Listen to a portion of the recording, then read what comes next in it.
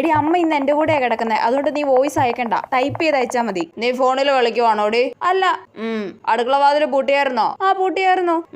അമ്മ ആന്റി ചിന്നുമോളും ഒക്കെ എപ്പോഴാ തിരിച്ചു പോകുന്നേ അമ്മ? അവര് നാളെ അങ്ങ് പോകും. നിന്റെ റൂമിൽ നല്ല തണുപ്പുണ്ടല്ലേ?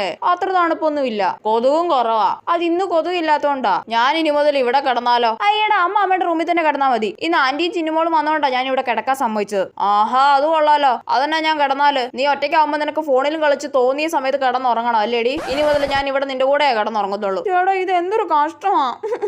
ഇതെന്ത് പോയി ലൈറ്റ് വെട്ടം വരുന്നത്? നീ ഫോണിൽ കളിക്കുവാണോടി? അല്ല. നിന്റെ ഫോൺ എന്തിയേ? അത് മേശപ്പുറത്താ. വേഗം കിടന്നുറങ്ങാൻ നോക്ക്. ആ ചേട്ടാ, ഇവളെന്തിനാ ഇങ്ങനെ വോയിസ് അയച്ചുകൊണ്ടിരിക്കുന്നത്? ഇവക്ക് പറഞ്ഞാൽ മനസ്സിലാവത്തില്ലേ? സൗണ്ട് നല്ലോണം കുറച്ചിട്ട് എന്താ അവൾ അയച്ചേക്കുന്നതെന്നൊന്ന് കേട്ടു നോക്കിയാലോ? ആ, അമ്മ ഉറങ്ങിയെന്ന് തോന്നുന്നു. ഒന്ന് കേട്ടു നോക്കാം. അതാരാ? എവിടുന്നാടിയാ ഒച്ച കേട്ടെ? ആ, നീ ഇവിടെ ഫോണിൽ കളിച്ചോണ്ടിരിക്കുവ അല്ലേ? വെക്കടിയാ ഇവിടെ ഫോൺ. ആ, വെക്കുവാ. ഏത് സമയത്താണോ എനിക്ക് ആ വൃത്തിയായിട്ട വോയിസ് കേൾക്കാൻ തോന്നിയത്?